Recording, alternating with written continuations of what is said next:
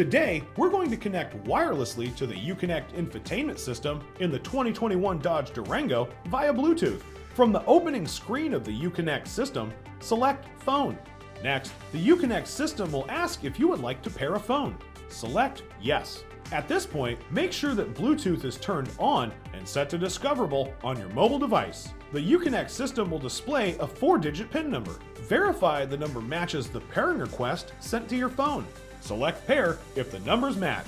Next, the Uconnect system will ask you to confirm that the pins match. Select Yes. The system will now ask if you want to make this your favorite phone. Select Yes if applicable. Congratulations! You are successfully connected. All of your contacts and info will be imported into the Uconnect system. Be sure to tune in to the other videos in our 2021 Dodge Durango model series to learn more. As always, thanks for watching.